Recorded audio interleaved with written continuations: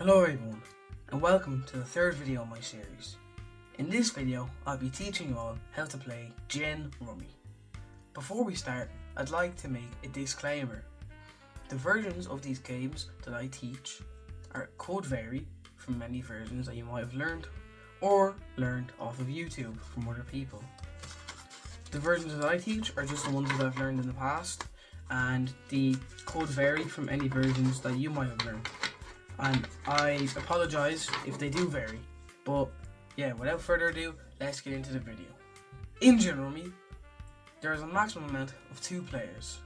The aim is to knock or go gin. This is basically just getting rid of all your cards in your hand. The aim is to get as much points as possible. The game ends when you have reached the number of desired points. To start, each player gets dealt 10 cards, going in a manner going opponent, dealer. So it starts being dealt to the opponent. Now that 10 cards have been dealt to each person, we're going to form the stock pile and the discard pile. To form the discard pile, we take the top card out of the stock deck to form the discard deck. We take this card and put it face up on the table. The stock deck is the deck we take cards from. The discard deck is the deck we put cards down. The turn starts with the dealer. Being the dealer, I'm going to take a look at my cards.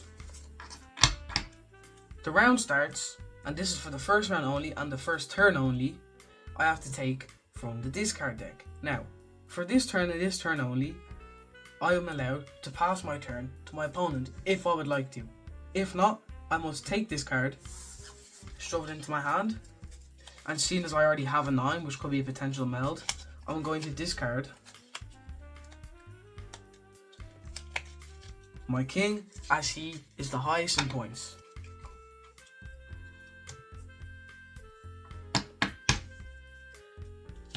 After I've discarded, the turn shifts to my opponent.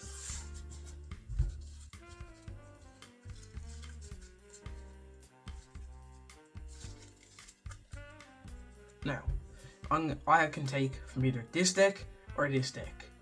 If I wish to take from this deck, I'll take this card, then the stock deck will be shuffled and the first card from the stock deck will become the new discard deck. But since I'm not going to do that right now, we're just going to take from the stock deck.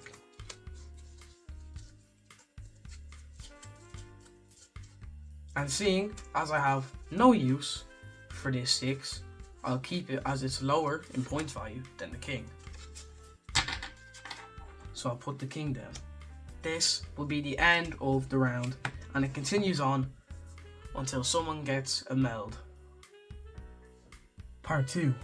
Melding and knocking. Knocking occurs when you have enough melds in your hand to discard them all and discard one card that is not part of a meld. For example, you have 3 6s,